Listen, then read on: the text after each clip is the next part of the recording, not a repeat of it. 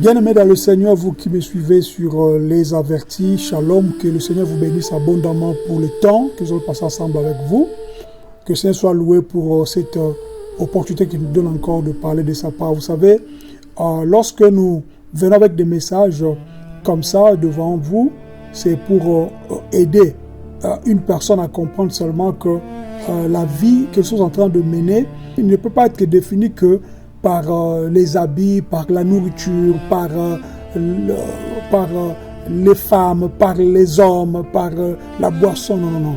La vie que nous sommes en train de mener, c'est au fait une préparation pour vivre dans l'éternité, au fait, avec le Seigneur. C'est pourquoi le Seigneur Yeshua dira toujours, quand il était sur la terre, il disait souvent que mon royaume n'est pas de ce monde. Et puis après, il nous disait que nous ne sommes pas de ce monde. C'est-à-dire, c'est important de comprendre que la parole qui est Yeshua lui-même te demande une chose.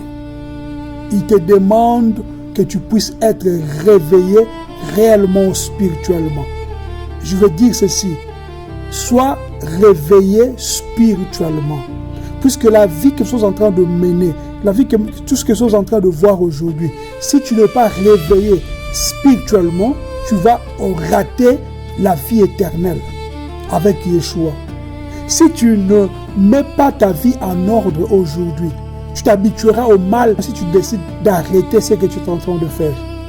Mon bien-aimé, ma bien-aimée, cette exhortation, c'est vraiment pour toi. C'est pour toi. Écoute très bien. Tu as besoin, au fait, de revenir à l'essentiel. Tu as besoin de revenir à Yeshua. Tu as besoin d'accrocher la personne de Yeshua. Tu as besoin, au fait, de demeurer en lui. Comme il dira dans Jean 15, demeurez en moi. Demeurez en moi. La croissance spirituelle vient de ta constance. La croissance spirituelle vient de ton obéissance. La croissance spirituelle vient de ta discipline.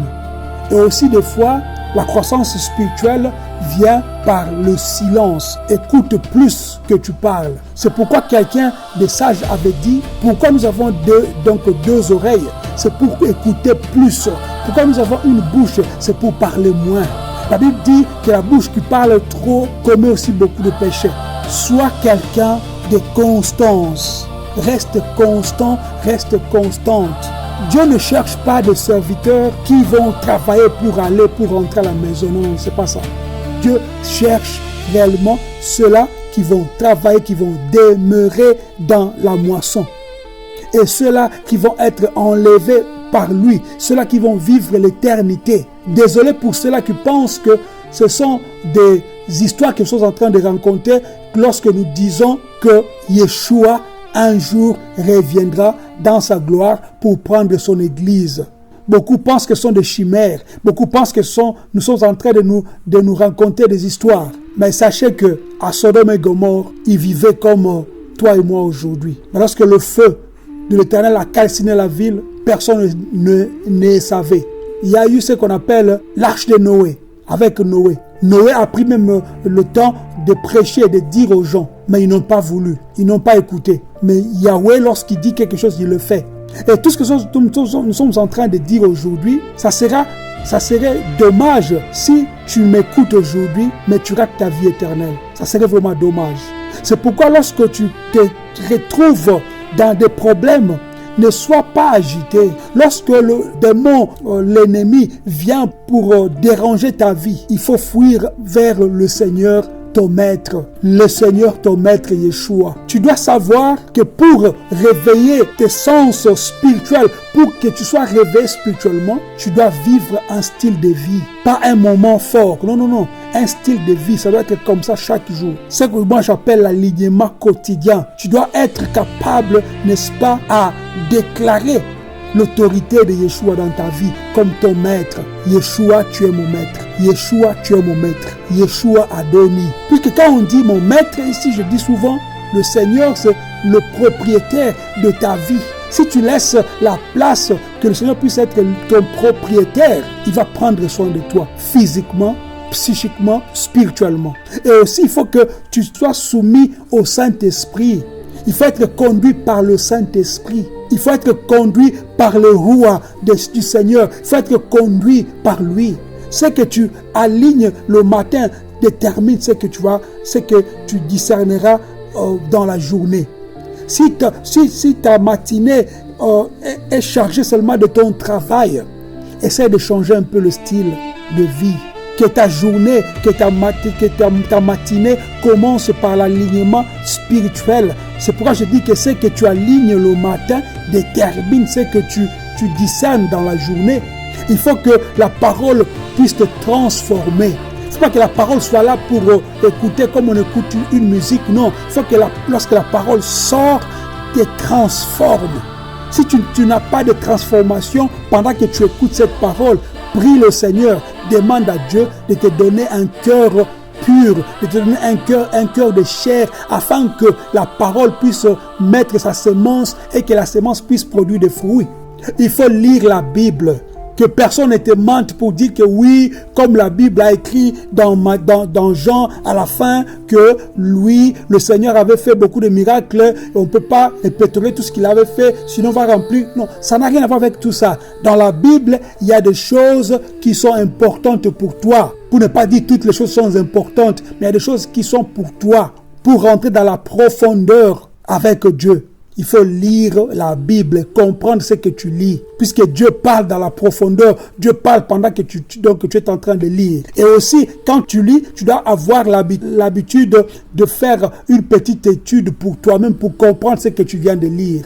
Il faut avoir la vie de prière, il faut appliquer ce que tu comprends, il faut observer ce qui se passe dans le monde pour comprendre le temps, pour lire le temps. La prière doit être au centre de ta vie, puisque c'est la prière qui purifie. C'est par la prière que tu seras, au fait, tu vas entrer dans ce que moi j'appelle dans l'adoration. C'est par la prière que tu vas entrer dans la confession, c'est par la prière que tu vas entrer dans l'intercession. C'est par la prière que tu entreras aussi dans la demande, ce que tu veux que le Seigneur fasse pour toi. La prière n'est pas un moment qu'on tremble émotionnellement. Non.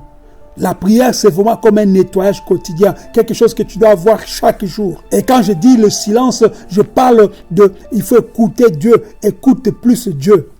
Après avoir chanté, loué, adoré, prié, tu restes quelques minutes de silence pour écouter Dieu. Dieu parle dans le murmure doux et léger. Il parle.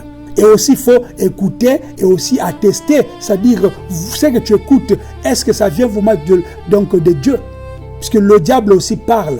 C'est pourquoi quand je parle de silence ici, que ton silence soit un silence pour écouter le Seigneur. Tu dois avoir une habitude de pardonner. Même une action par jour. Pardonner quelqu'un, appeler quelqu'un que tu n'appelles jamais, écrire à quelqu'un que tu n'écris jamais. Et aussi, ou soit couper une habitude, une mauvaise habitude que tu es en train de faire, mon frère, ma soeur. Avoir l'habitude de servir. Pas de se servir, mais servir les autres. Et aussi, comme je dis souvent, mes bien-aimés, partager l'évangile comme je le fais aujourd'hui. Et quand tu écouteras cette parole, toi aussi à ton tour, partage-la. Que personne ne te trompe, ne te dise que oui, comme le Seigneur avait déjà gêné pour nous, prié pour nous, on ne peut pas gêner, on ne peut pas prier. Ce n'est pas vrai. Le jeûne, c'est très important. Il faut remplacer des fois le repas quotidien par la parole, par la prière. C'est très important. Il faut avoir l'habitude d'examiner ton âme, ton propre âme. Voir ce que tu as fait jusque-là avec le Seigneur, ce que tu fais chaque jour. Est-ce que c'est bien? Il faut te mettre toi-même sur la balance, que tu puisses avoir la fin de la parole, l'obéissance à Dieu, la paix en toi, la victoire sur la tentation, compassion des âmes. Il faut en avoir aussi. Et surtout le discernement, c'est très important. Il est capital de comprendre que si tu veux avancer avec le Seigneur, j'ai compris qu'il y a 3 choses, 3 organes dans ton corps.